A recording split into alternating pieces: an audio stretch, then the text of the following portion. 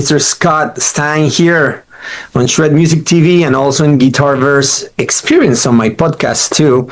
I want to say thanks you, man. Thank you so much. Thank you for coming to this interview, for take the time, for talk to us. How are you, man? Yeah, man, I'm good. Thanks for having me, man. I was looking forward to doing it. Yeah, so they have a lot of questions. I have my own questions too for you. I listened to your music like long time ago. I'm a big follower of I don't know if some people don't like to call it shred music or whatever, but like it's, that kind of style that we like. I like that kind of style, Man, I'm just a sick player. Like, oh my gosh, that album that you have out, Broke, that's like, oh man, that's a sick playing. So, first of all, what are you doing right now? What is your current projects? I think you're in Texas, right? If I'm not mistaken. Yeah, I'm in Texas. I'm just a little bit north of Dallas. Okay. So, yeah, I mean, like you and I were just talking a little bit ago, like I do, corporate gigs and, corporate parties, weddings. I do a band like that, which is a lot of covers, and it's, real diverse, which is great because it's a challenge. So and the musicians I play with are great musicians, so I love that.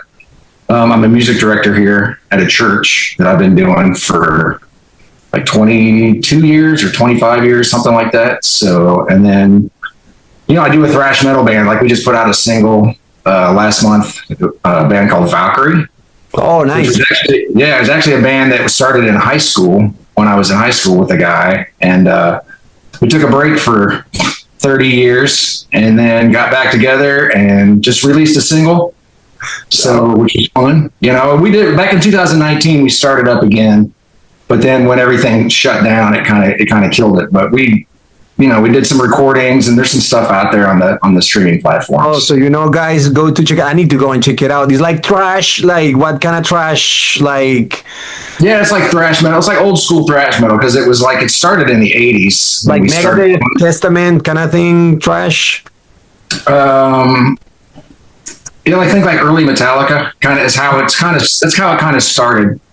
Like with early Metallica Kill 'Em All album when that came out, and then we had this band Valkyrie, and so we were kind of nice doing something kind of similar to that, and then the latest, and then it kind of morphed a little bit since it's been 30 years since we had done anything. So we re-recorded all of that. We did a demo back in the 80s. It was cassette, and then we re-recorded all that, which is now on CD and streaming platforms. And then we released a single in 2022, which was a little heavier. I used 7-string and stuff on it. And then the one that we just released last month, it's kind of a mix between, I guess you could say, thrash and groove metal. It's 7-string with some shreddy guitar stuff on it. And it's all vocal. I mean, there's vocals and stuff there. Wow. We need to go and check it out for sure. Stopping right there. You said 7 strings. How you feel like coming from 80s, 90s, and then, all that evolution and go 7 strings. Me, myself, and people might hate me, I use in the quad cortex usually a pitch shifter because for me was, I don't know, man, it was impossible to adapt to the 7-string thing. I have friends that are, of course, amazing on that. How you did it? Like how you managed to jump to 6 to 7 and all that evolution of the heavy sound, I think I just got used to it because we started doing 7-string stuff back in the 90s. So, just some 7-string clinics for Ibanez and stuff like that back in the, it was mid 90s. So, it went from 6 to 7 and then we just kind of got used to kind of going back and forth. And then I don't know if you know who Charlie Hunter is. He's like an 8-string kind of jazz kind of player. So I ended up getting a Charlie Hunter 8-string, which, that was definitely that was just to kind of have fun and mess around with and, did some gigs with it, mainly like jazz gigs where I'm like comping chords and walking bass lines or maybe playing a little groove or something. That was a big challenge because it's so different physically. Just it's such the neck feels so huge, just got fan frets and, technically trying to split your brain into two different sections is I'm going to play bass and I'm also going to play some guitar and compy. So I'm definitely Charlie Hunter.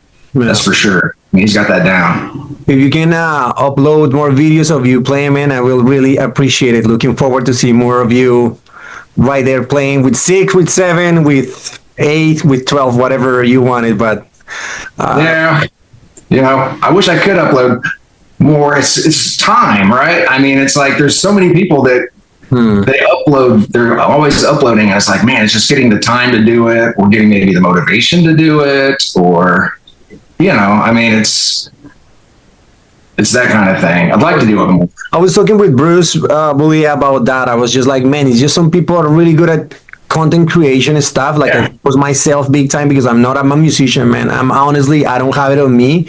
It's just something that I force myself, and I don't do much, to be honest. I'm just forcing right now myself to. But I understand what you're saying. It's a lot of time, man. It consumes a lot of time. And I guess we have that no advantage, a disadvantage actually, because we can put a lot of stuff, but when you're 15, 16, you have less responsibilities, and when you're getting older, you have more responsibilities. So looking the time to do all that, it's more difficult. I understand that. Talking about like back in the day, how was that like shred scene in the 90s? Because for me, you're more like second generation for me, more like 90s generation, that let's say Greg Howe, I don't know, Ingrid Malmsteen, like all those guys in the 80s, let's put it that way, in the Shrapnel second era.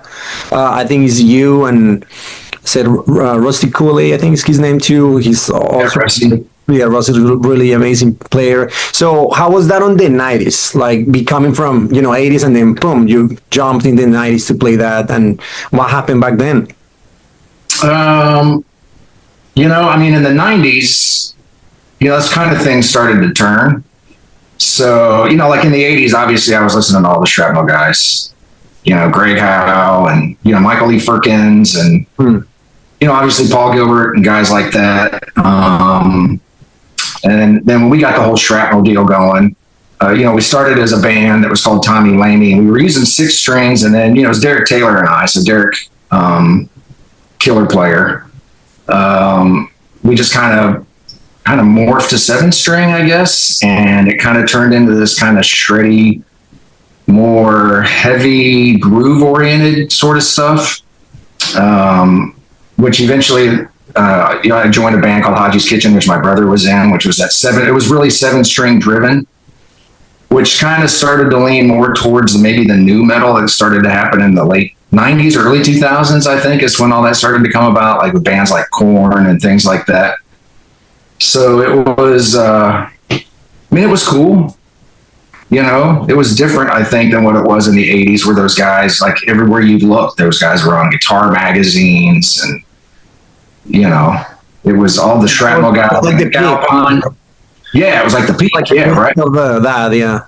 Yeah, totally like the peak of that. And then it kind of started to decline some when the music landscape changed. But it was still there. I mean, it was still happening, but it just wasn't as prominent probably as it had been in the 80s. Do you remember how you ended up with Shrapnel Records? Like how you got, like, how was it? I mean, just like playing here and there back in the day, was no social media for people that are listening or watching this. Remember back in the day, 90s, we didn't have, and include my 90s because I'm 90s too. So we didn't have YouTube, not even MySpace, because that was like 2000. So we're talking, back in the day, believe it or not, it was no social media. So how you guys get that deal? Yeah, it was basically recording cassette demos on like a Tascam 4-track or a Tascam 8-track cassette. That's great. Of that stuff, yeah. And sending it through the mail to my buddy. Great. Right? Yeah. And just keep sending. Man, that's great. I love that kind of stories, man. I love that, man. I love it because that remind me when I used to go with my Walkman and have, people like also giving me like mixtapes of demos of people or like new CDs, and exchanging music like that. It was just like was magical too. And of course, I remember also like, my first demo like in a cassette recording and saying that I think is, I don't know, a lot of meaning. I don't know, it's a lot of nostalgia on that, right now it's too quick. I think it's too quick, it's too much, and it's too much to digest, like all the music that comes, from everywhere, Right. So you got it, you send it in the mail, they heard it, and they were like, we need to sign these guys. Yeah, I think it was like I think we sent tapes for like 3 years. So like, Derek and the band and I would all get together and we'd work out songs, work out licks, playing things with the metronome slow together, whatever. And then we'd record it on this, I think it was an 8-track, Tascam 8-track, which was cassette. The gear by chance that you had back then, do you kind of remember what you used? Yeah, it could have been. I had an ADA MP1 at one point, and we also used like a GSP Digitech. I think it was the 121 or something. It was a processor. I had a Marshall at one point. I had this Marshall 50-watt head, which I wish I still had. JCM 800 50-watt, which I should have never gotten rid of. Which I think we did some recording with it, but I think things would just morph. But we definitely mic'd things. Like we didn't run direct, right? There wasn't like some of the technology was starting to come out with Hughes and Kettner, where they had a thing called the Red Box, which was like a cabinet emulator, but it wasn't nearly like what it is nowadays. So yeah, we'd set up 412 cabs and throw a microphone on it, and we'd mic the drums and probably run the bass direct. And you'd record tracks, and then when you run out of tracks, you bounce those tracks down so that you could open up more tracks. And then you would just keep layering things on top. It depends how many tracks we'd end up laying down. But it definitely was an amp type of situation. Even if we were running a processor, like the Digitech or like the ADA, it would still go through a power amp, which would go through like a 412 cabinet, and we'd throw like a 57 on it or something and mic it. What kind of gear do you have right now? Like if I say, okay, Scott, we're gonna, well, I guess depends what kind of gig you're going, but let's say like a gig that let you also play some chops, some fancy stuff, and also play some rock. Right. Hey, let's go next Friday. We're gonna play. Like, what do you bring to the gig? So I'd take this. I got, if you can see it. Mm-hmm. So I got a Boogie back here. It's a Mark V with a 212 cab, and then I've got this old Marshall cab, which I just record with this Marshall cab. I don't take it out. But if we went to a gig, and it was a gig like you were talking about, I'd probably bring that Boogie rig. And with the pedal board, it's not like anything crazy. It's like a timeline, a Strymon timeline for delay. And I have a JHS pedal. It's an Andy Timmons AT Plus or a tube screamer. I'll use one of those two pedals, which will just I'll step on it for like a lead or something to kind of boost the feel. So it gives it a little bit more, just a better feel as far as like some more sustain, a little bit more gain. It's nothing crazy that maybe a wah. It just kind of depends on what the song would be. What about the guitar? The guitar would be probably an Anderson so I've got this Anderson Angel, which is a 24 fret. Feel free to connect if you want. If you want to connect and play, I'm fine with it. Well, so like this. So this is my main, right? It's got this old school Floyd. There's no locking tuners on it, and it's the most in tune playing. And I can use this. I can dive bomb it or whatever, and it stays in tune. Nice. I hardly ever have to tune it. So that'd probably be the one, unless we were doing some sort of 7-string stuff. And then I've just got like my old school Ibanez 7-string that I recorded my CD with, which is this. What kind of strings do you have in that one or in both guitars? So they're D'Addario, 10-46. All right. And this is what I recorded Broke with and, played through Haji's Kitchen with and stuff like that. And, it's from the 90s, obviously. It was one of the White Universe that I decided back then, hey, I'm going to make it different. Okay. And stained it and painted it. And so those would be the two probably. How the guitar pick? Guitar pick are these Swiss picks.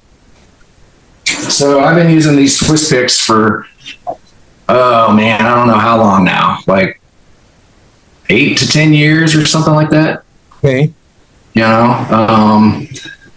So it's, I just love the set, like the sound is super smooth. I love how it kind of slices through the string. Like I don't feel like it hangs on the string or anything like that. And I just like the tone. It's just got the way it hits the string, just the sound of it. just acoustic. Even the attack, right? Like the attack looks like Yeah, like the attack when you're picking that you're. yeah, like it doesn't sound straighty. Right. I just feel like it's got this just real nice, smooth kind of tone, just even acoustically, where I'm not hearing it scrape like on the wound strings or anything like that. And it sounds great coming through the amp. And I just love how it feels. Well, I'm gonna ask you about your album, your instrumental album Broke. So tell me, first of all, why the title? What was why the title? Well, so back then, I had a bio that Shrapnel would send out and things like that, or I would send out, and it was started off with in Plano, Texas, because I was living in Plano, Texas at the time, with no car and no money. So I was broke. All right, so it became kind of this joke. So yeah, that's how the Broke thing came about. Okay. What about the musicians that you use in that album? So they were mainly like musicians that like Derek was on it. My brother played on it. The drummer that played in Tommy Lamey with us, bass player that played in Tommy Lamey with us. They were all people that I just knew that I'd played with for years. Do you remember I mean, do you record it like in a studio? How was that, like the recording process in that one? Yeah, so back then, Shrapnel would send like an ADAT, right? So an ADAT that was like a digital, almost like a VHS tape, which I think was an 8-track, and we'd set it up in a room through like a mixer, and we'd run through. Like I did use the 88 MP1 for that album, and we recorded it to ADAT, which that's just kind of how he did things back then, instead of going out to like Prairie Sun Studio, where a lot of those 80s things were done, which I did go to Prairie Sun to record an album with a guy named John West, which that was in the mid 90s. So I got to have that experience of going out to that studio where all these great Shrapnel players played, where they recorded these like classic Shrapnel records. It was cool to be able to just go to that studio and record in that same studio. Nice. What about the process of like making the music for that album? Because man, sitting to say I'm gonna do an instrumental album, like that for me is the most like fun part, but it's I guess the least that you're gonna get money from. I don't know if people may understand this. It's just like make an instrumental album is really like a small niche, but it's the creative part that is awesome, because that's my voice. I don't sing, let's put it that way, and just sit and create a song with my guitar as a voice for me is like that's what I like. Even I don't know even if you don't have 1 million followers or whatever right now with the social media, but that's like what I like, the creation process. In my case, I just want to ask you, how was the creation process back then? What was your inspiration to make that album?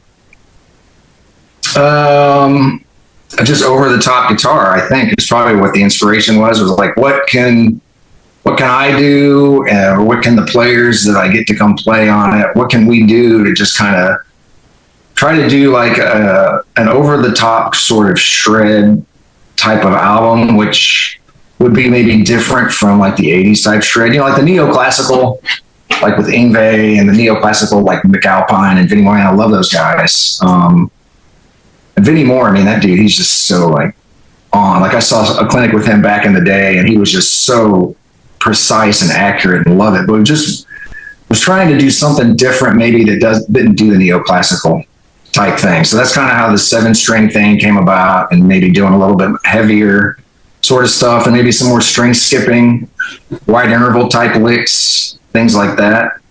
And so that's just just trying to be different and trying to be just over the top and create something that was just different. My favorite track, if I'm not mistaken, is the second track that is called Self-Indulgence. Self-Indulgence? I think it's that one. Yeah, that is. I think it starts with I remember that it starts like with a. I think it's one string. You're using one string, I think, or two, like kind of like an open string back and forward thing. I think that is that kind of lick, I think, or something like that. I can't listen to it. My brother actually wrote that song. It's like fast, nice, nice. It's the kind of song that is.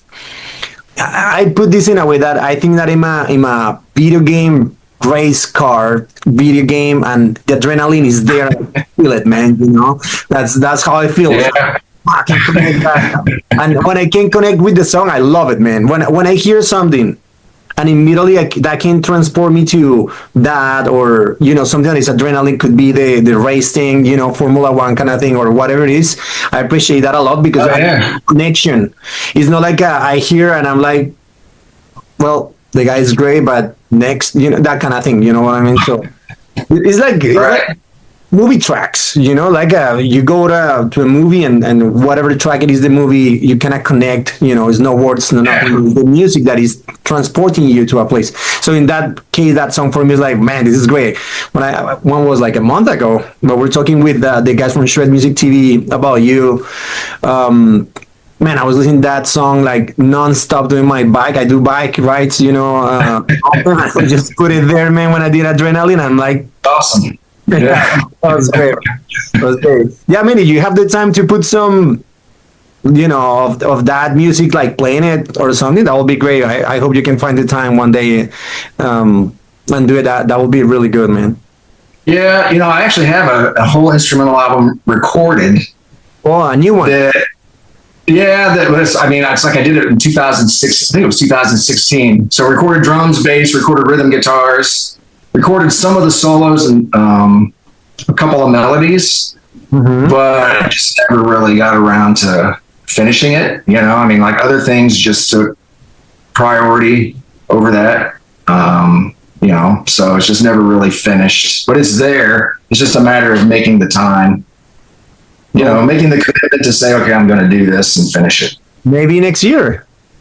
That'd be cool. It'd be nice. Then the whole Valkyrie thing, that takes a lot of time too, as we're trying to do this, trying to put out more music for that. Like we've got an entire album of that stuff recorded also. And it's a matter of just trying to pin down the time to finish it, right? Vocals are recorded, guitars are recorded, bass is recorded, drums are there, but like on the last single, we had Matt Thompson, who plays in King Diamond, play drums on it. And I'd love to get him to play drums on the entire thing. So it's just that whole deal of there's music there and there's projects there. It's just committing to say, hey, I'm going to commit and finish it. Which one's going to take precedent? Yeah, and just like people know, the effort, the time that takes to record just even a song. When you think about a full album, oh my gosh, there's a lot of time, and it's a lot of time. It's money involved, and you maybe won't see that money back soon, or even never seen it back, because people don't see that. Sometimes people think like, oh, you just go record and put an album out in Spotify and it's all good, and it doesn't work that way. So I encourage people to go and check your music, check your band also, and I hope you get the second album out soon, man. That would be great. What kind of style it is? Can you give us like a sneak peek, like what kind of more? Yeah,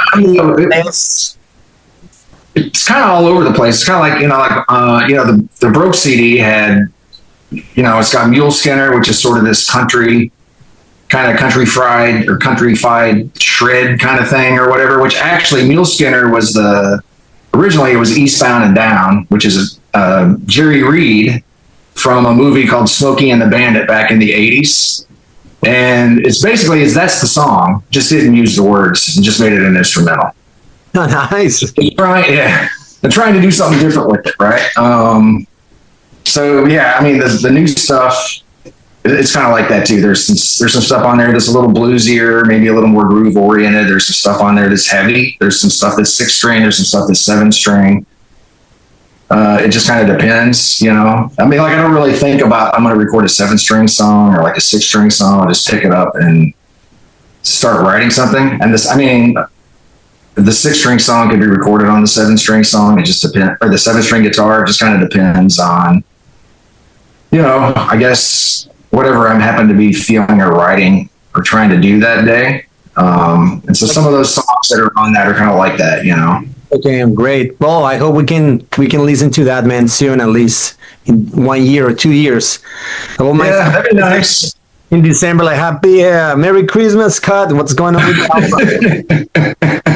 Well, the other side of that too is, as you would know, is you want to put out something good too, right?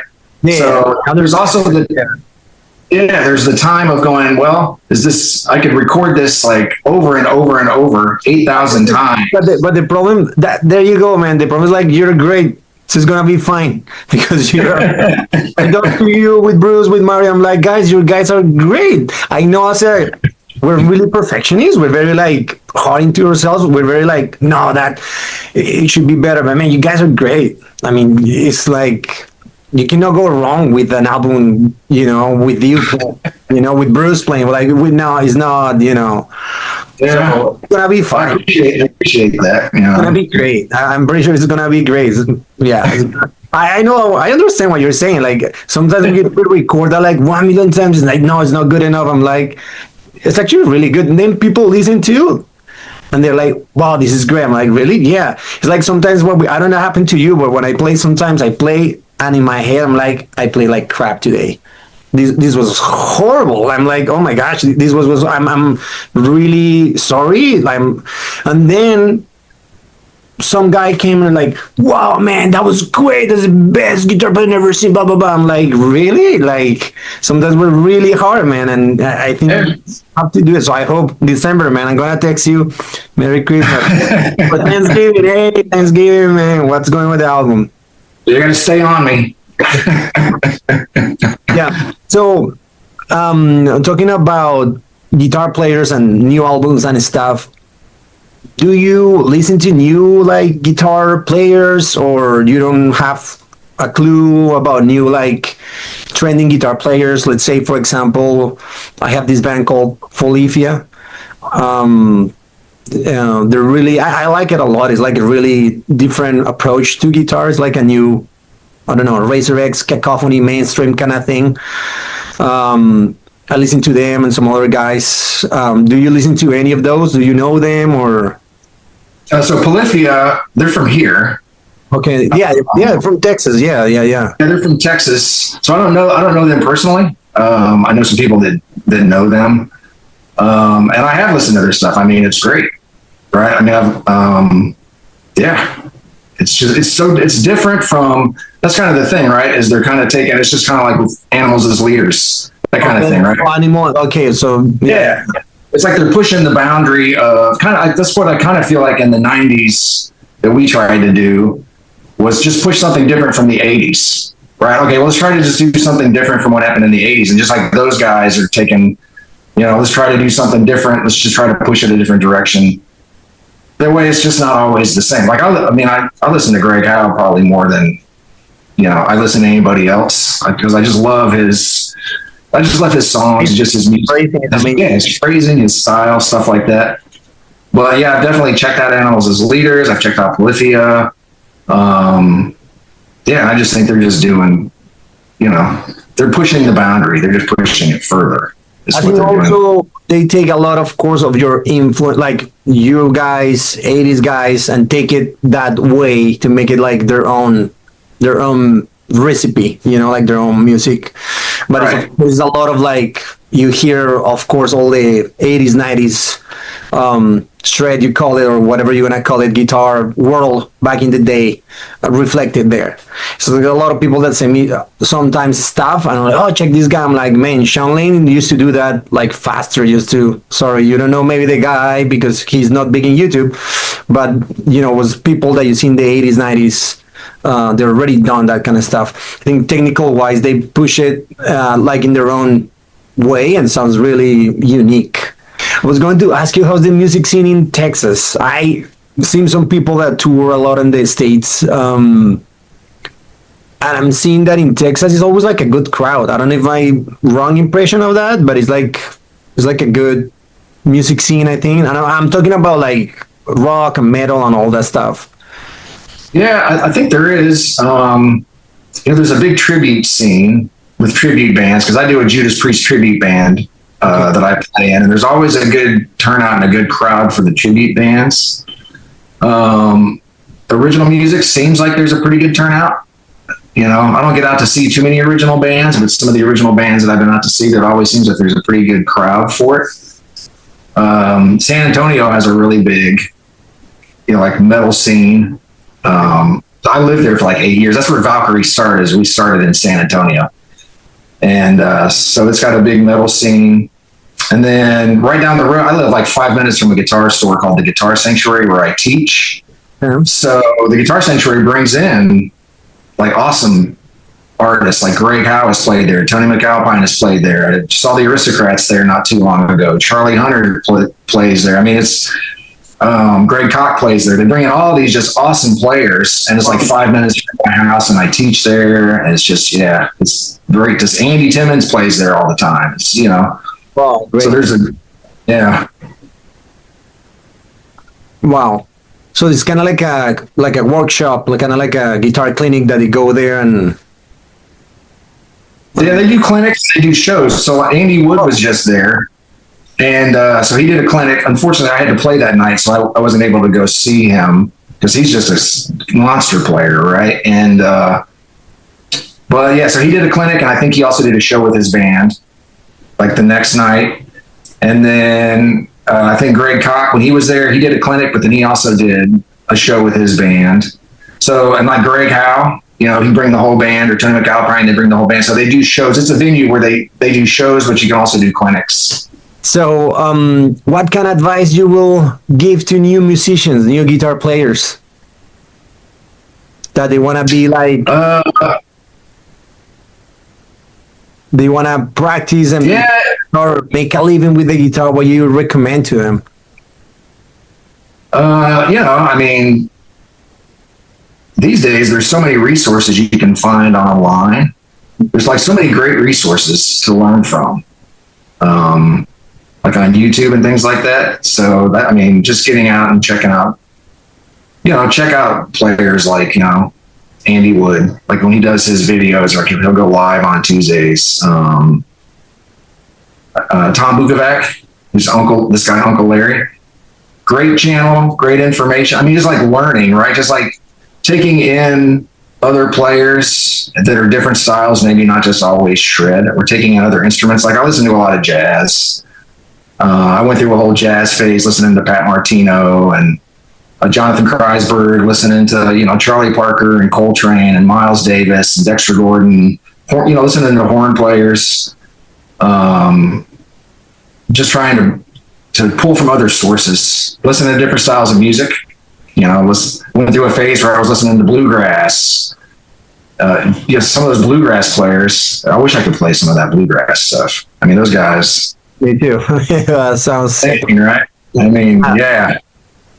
It's crazy what those guys do. So, I mean, just listen to stuff like that, I think. And then obviously practice. That's the other thing. I know, like, these days there's so much going on with content creation. And I know I was just talking to my wife about this, how players these days can't just practice and be players, right? Like they're also like younger generation. So like you and like younger players you're also doing videos, and you're having to learn the video editing side of things. You're having to learn, probably lighting, how to set your camera, how to set your sound, how to get good quality content, along with having the time to practice and having the time to take in other resources and listen to other music. And there's just so much. It feels like that players nowadays have to juggle, I guess would be the thing. So maybe it's just, trying to set those boundaries of, hey, I'm going to sit down today and I'm going to check out this Coltrane thing, or I'm going to listen to Alan Holdsworth, or somebody that's outside of my normal. If I listen to metal a lot, and I'm going to just listen to something outside of that, but I'm going to set aside the time to do it. I'm going to put it on my calendar. For 45 minutes, I'm going to listen to this player, and I'm going to absorb what they're doing. That's great advice, though. Yeah, to try to get out of your, let's say, comfort zone guitar player and go listen to something else that's going to get you some other information, let's put it that way. Information. Yeah, I think you just have to be intentional about it. Like, you've got to schedule it. I feel like these days there's just so much going on that you've got to juggle that you just have to schedule it. Just put it on your calendar. Hey, I'm going to listen to this Coltrane record. Like finishing the album. Yeah, exactly. I need to put it on my calendar. Yeah. How was your routine back in the day? How was your routine like practicing, man? Because again, you have sick technique. Like when I see you, online and listen to your album, your picking is insane. I mean, all your techniques are insane, but like I really appreciate when someone can do these fast, clean runs, like like Paul Gilbert, whatever, Vinnie Moore, as you said, like you're really precise, man, and that takes a while. That takes a while. Well, at least for me to play something like nearly close at like that. But I bet if I do this question to Ingrid Mansin, he will say that I don't know. He could do that at 3 years old, whatever. But for me, for a normal human, I bet it took you like a lot of hours. I think to create that insane style.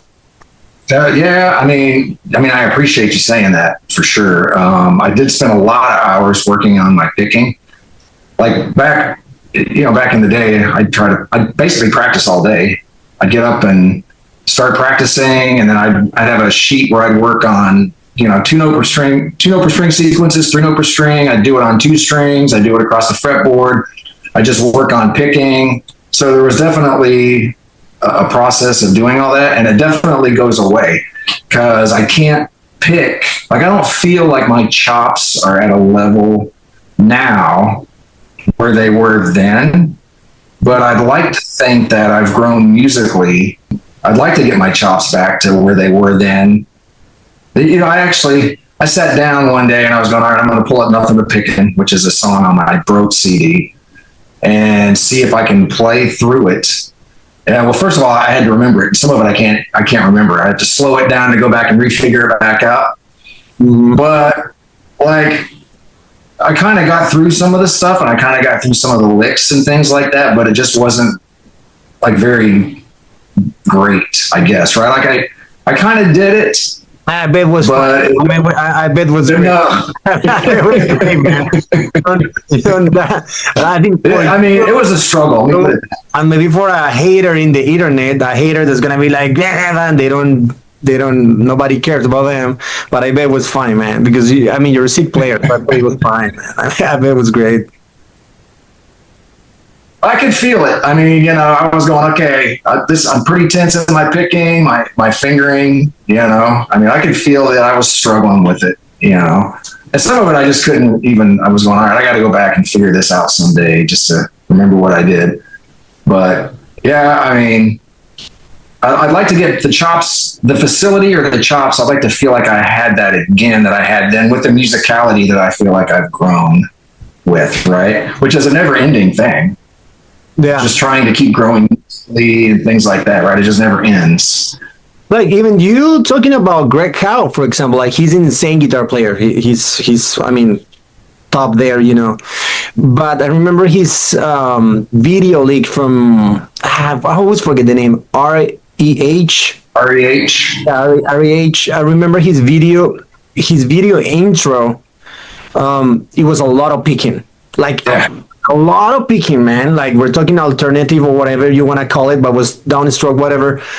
It was a lot of that, doing 4 notes per string too. It was really sick. Yeah. Now when I see him, I don't see him doing much that. The phrases are more like jazzy legato with tapping and stuff. Like, he still have the picking, of course, but I think he's playing different too.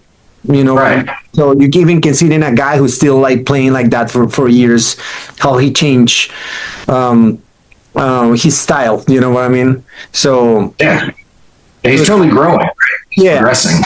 Yeah, it's just different. You know what I mean? It all depends what you like or not, but it's different. I bet your playing was fine, man. I bet. That Greg Howe, that Introspection album. So he did that first album. Which was on Shrapnel, which I'm blanking out on the name of it now, which was that it had Billy Sheehan on it, and it's more that, probably like you're saying, it's more picking, things like that. And then Introspection came out, and it was sort of like it turned a corner, like he turned a direction, like songwriting and just style and phrasing. That's one of my favorite albums, is that Introspection album. I love that record. Oh, yeah, that album is amazing. I think it's a good combination, I will say, of songwriting and technique. Yeah.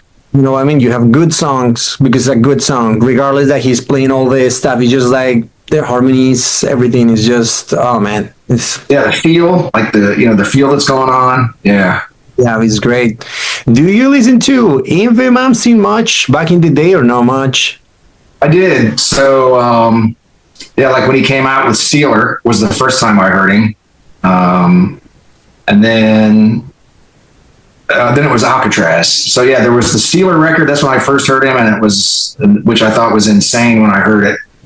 And then Alcatraz, which had Graham Bonnet singing, which is playing. I mean, if you go back and watch some videos of him when he was playing live on Alcatraz, he's just like on fire on those videos. Yeah, and then I kept listening to him. I haven't listened to him like recent. Like I haven't listened to his new stuff like recently, but I will go back to his older stuff or some of the Alcatraz stuff. And I do the same. I don't even know he has an album now. I bet he does, but yeah, I will go back to the oldies. Invi. That's a difficult name to say. So the people that are listening to me right now. What about the first thing? Okay, choose the first one that comes to your mind. What I'm gonna ask you, Andy Timmons or Invi Mamsin? I'd probably say Andy Timmons. All right, Andy Timmons. Jimmy Page or Andy Timmons? I'd probably say Andy Timmons. Okay, Andy Timmons or Greg Howe? All right, I'd have to say Greg Howe. Okay, Greg Howe or Van Halen? I'd probably say Van Halen, just because he's such an iconic today. Okay, so you said Van Halen, right? Yeah, Van Halen. Yeah. Hey, Van Halen or, well, that one is too much better. Van Halen or Joe Satriani? I'd probably go Van Halen. Van Halen, Steve Vai. I'd probably go Van Halen. Okay, so Van Halen wins, I guess. He's got that swing and that swagger in his playing and just that attitude, especially, back in the early days. And that's just what I grew up on, listening to Van Halen. Because, I went from Van